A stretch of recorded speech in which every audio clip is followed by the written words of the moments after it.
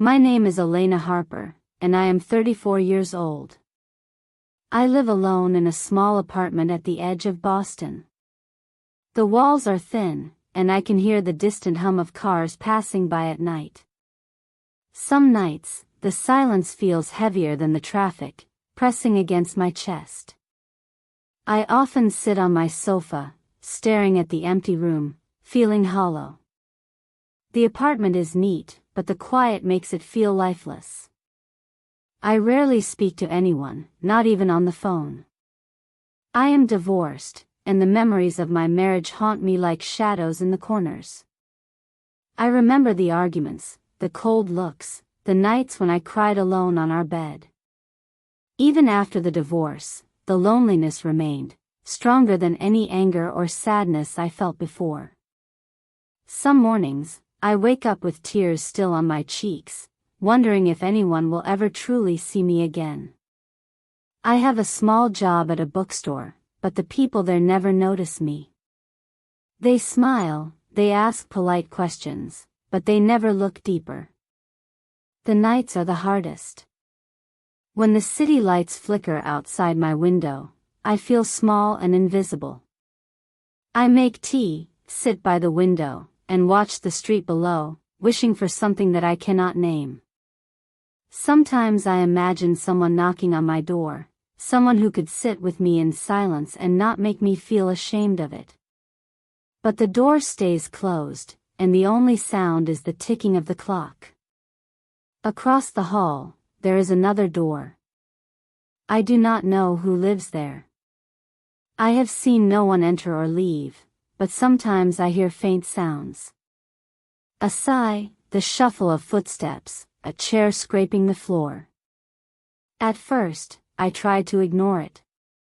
It is easier to live in my own small world than to wonder about someone else's. But lately, those sounds have become impossible to ignore. They pull at me, quietly, like the soft voice of a memory I cannot place. Some nights, I imagine the woman behind that door. What does she do? Does she cry like I do? Does she feel trapped in her own apartment, listening to the city hum outside? I do not know why I care, but I do. Something about the quiet sorrow behind that door calls to me, and I feel a strange connection I cannot explain. I feel less alone knowing she is there, even if I never see her. My days are empty but predictable. I wake, go to work, come home, eat, and sleep. But in the quiet moments, I think of her. Sometimes I catch myself standing near the door, listening. Sometimes I knock lightly, but there is never a reply. The walls are thin, and her silence echoes louder than any sound in my life. The city outside moves fast, but inside, I am frozen, waiting for something that has not come. Even now, I can feel my heart tightening as I think of her. A stranger, yet somehow familiar. Alone, yet alive in ways I have forgotten. I know I am lonely, but her presence makes the apartment feel less empty. I do not know her name, her story, or her pain, but I feel it like a mirror to my own. The door is closed, but I feel it is not a barrier. Somehow, she is already part of my life, quietly waiting like I am.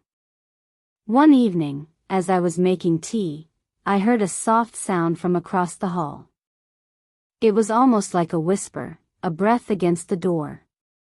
My heart skipped, and I froze in place. I wanted to ignore it, but I could not. I felt drawn toward the sound, as if it carried a hidden message meant only for me. I knocked lightly, afraid to startle her. "Hello?" I said softly, almost a whisper myself. There was no answer, only silence. Then, a small voice finally spoke, trembling and unsure. "Who's there?" It was delicate, like glass about to break. My heart ached at the fear in her voice. "I'm Elena," I said gently. I live across the hall. I just wanted to check if you're okay.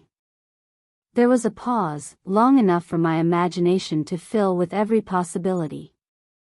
Then, the voice returned, softer this time. I'm fine. There was something in her tone that made me doubt her words.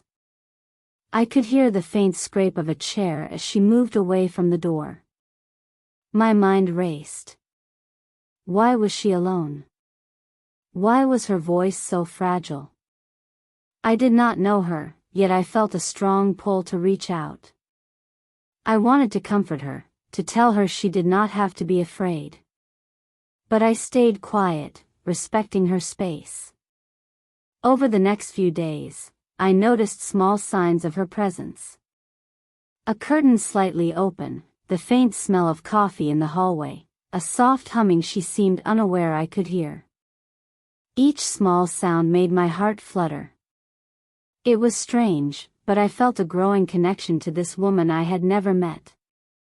She was part of my life already, though I did not know her name. One rainy evening, I heard her cry softly through the wall. My heart clenched. I placed my hand on the door, unsure if it was strange to do so.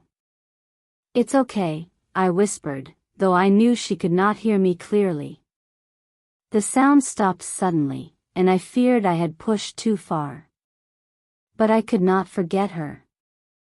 She had opened a small crack in my lonely world. I started leaving small notes by the door. "I'm here if you need to talk," or "You're not alone."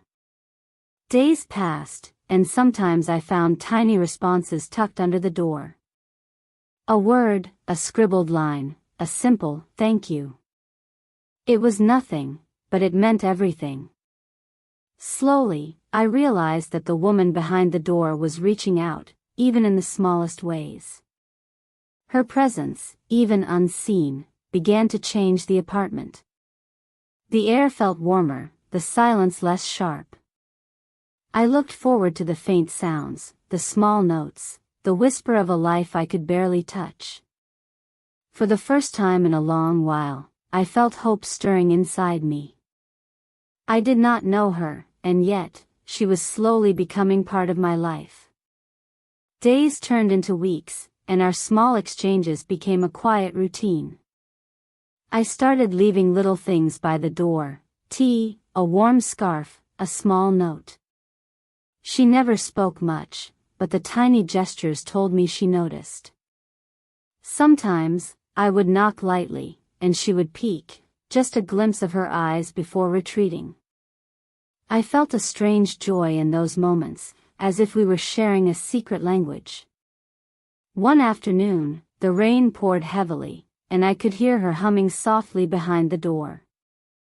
I opened my umbrella and waited in the hallway. "Do you want to come out for a minute?"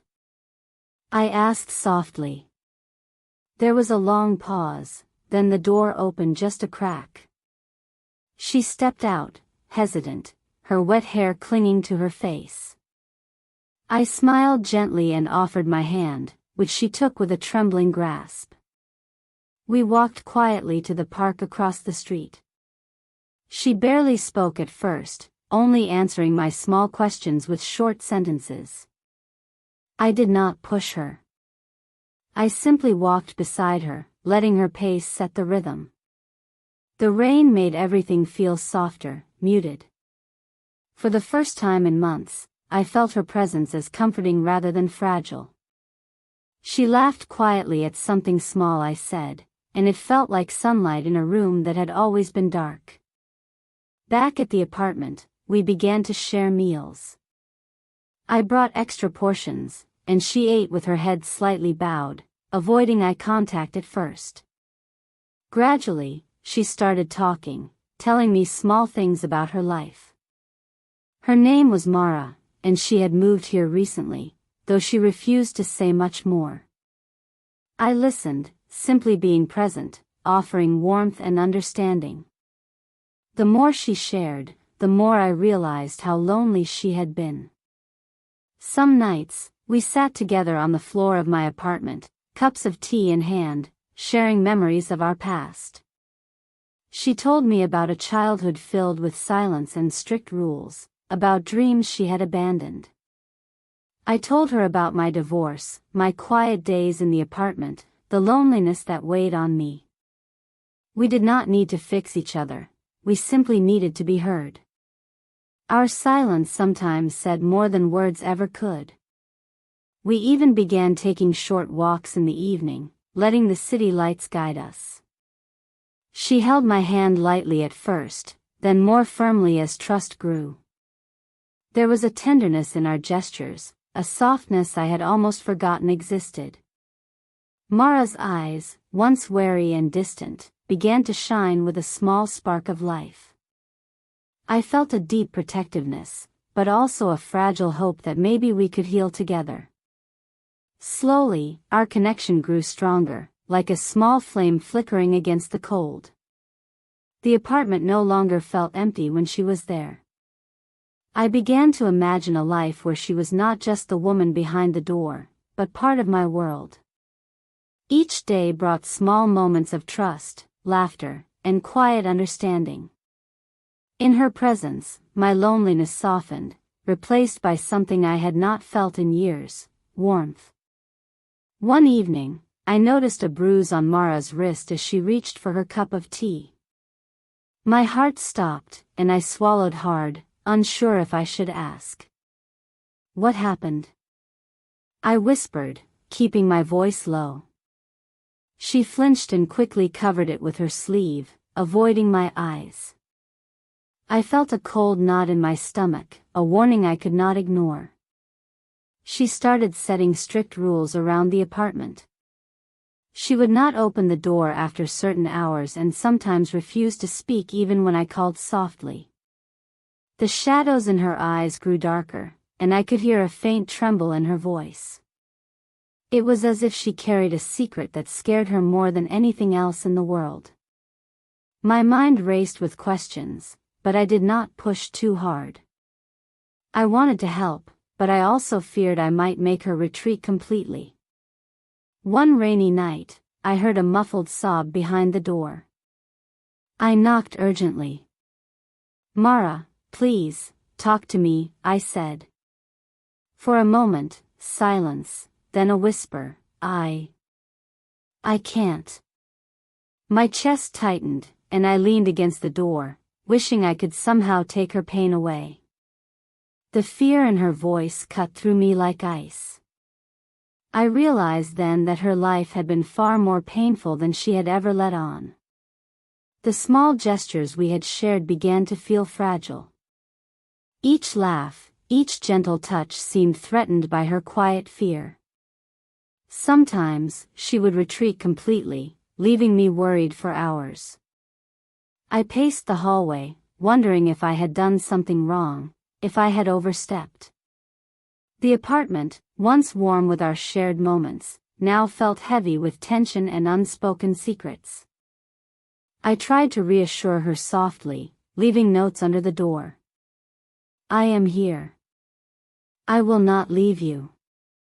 Some days, she would leave a short reply. Other days, nothing. I could feel the distance growing, and it frightened me. The warmth that had bloomed between us now felt fragile, like a candle flame in the wind. I wanted to protect her, but I felt powerless against whatever haunted her behind that door. Even her small smiles became rare. The laughter we had shared seemed like a memory from another life. Each day, I noticed new signs of fear, trembling hands, flinches at sudden sounds, quiet footsteps in the hallway. The connection we had built began to tremble on the edge of something I could not name. I realized slowly that there was a shadow in her life, one I could not touch, yet it threatened to consume both of us. One morning, I woke to find Mara's door tightly shut. I knocked softly, then louder, but there was no reply. My heart pounded. Something felt wrong. The small notes I left before were ignored, and the faint signs of her presence had vanished. It was as if she had disappeared completely. I searched the hallway and peeked through the little cracks under her door. Nothing. Not a sound. Not a shadow. The apartment felt suddenly empty and heavy, like the warmth had been stolen. I felt panic rise in my chest. "Mara?" I whispered, but only the echo of my voice answered me. Later that day, I found a letter slipped under my door. My hands trembled as I unfolded it. Her handwriting was hurried, messy, almost desperate. It read, "I'm sorry. You don't know what I've done. I can't stay here. Please don't follow me." My eyes blurred with tears. I didn't understand. What had she done? What secret had she carried all this time? I felt a cold realization settling over me. Mara's fear had been more than just sadness or loneliness. Something dangerous, something she could not escape from, had been with her all along. The tiny gestures, the whispered notes, the hesitant smiles, they had been a fragile mask for a life I could barely imagine. I felt both anger and heartbreak, but mostly a helpless sorrow. Days passed. I learned from the neighbors that Mara had left in the night, without explanation. There were whispers of trouble in her past, of people who might have hurt her, though no one knew the truth. The locked door across the hall was now just an empty door, cold and silent. I touched it, wishing I could hear her voice again, wishing I could undo whatever pain had driven her away. My heart ached in a way I had never known. The betrayal wasn't hers, it was the world that had trapped her in silence, the world that had forced her to vanish. I felt rage, fear, sorrow, all at once. I cried in the hallway, leaning against the door, letting every ounce of my helplessness spill out. Her absence made the apartment feel hollow, like a wound that would not close. Even now, I cannot forget the warmth she brought, the tiny spark of hope she had offered. But I also cannot ignore the truth she left behind. Life sometimes gives us people we can touch only briefly, who teach us trust and love, and then vanish. Mara had been that person for me, and though her secret had broken me, it also opened a part of me I had thought was lost forever. The apartment felt unbearably silent after Mara left. Every corner, every shadow reminded me of her absence. I sank onto the sofa and buried my face in my hands, shaking. Tears fell freely, hot and relentless, as if my body could no longer hold the sorrow. My chest ached, a weight that pressed down with every breath. I replayed our moments together, every small laugh, every shared glance. How fragile it had all been. I wanted to scream, to demand answers from the empty hallway, but no one was there to hear. My heart felt torn in two, love and despair twisting together like a storm inside me. I felt foolish for hoping, for trusting, for feeling that she might stay. I touched the small notes we had left for each other, now faded and curled at the edges. Each one was a memory of tenderness, of connection, of a fleeting happiness that had been stolen from me. I whispered her name into the empty air, and it felt like speaking to a ghost. My body shook with grief, with the realization that she was gone, perhaps forever. The truth struck me sharply. Mara had been carrying a burden too heavy to share, and I had only seen a glimpse. Her fear, her secrecy, her sudden disappearance, all of it was real, and I could do nothing to stop it. I felt helpless, shattered, as though the light in my world had been snuffed out. I curled up on the floor, letting the tears fall, letting the heartbreak consume me completely. Hours passed, or maybe only minutes, I could not tell. I could only feel. The loneliness that had always been a quiet ache now roared like a storm. I longed to see her, to hold her, to tell her it was okay to let someone in. But the door remained closed, silent, and I realized that some people could not be saved, no matter how much we wanted to. Even in my despair, a small thought persisted, that our brief connection, fragile and fleeting, had mattered. That her presence, even for a short time, had reminded me of warmth, of trust, of hope. I clung to that thought like a lifeline, even as the emptiness threatened to swallow me whole. Finally, I lay still on the floor, exhausted and hollow, feeling the sharp ache of loss settle into my bones. I understood that life could bring both light and shadow, sometimes within the same heart. Mara had been my light, and now she was gone, leaving only the shadow of what had been. And yet, even in this heartbreak, I felt a small spark of understanding that one day, I might heal.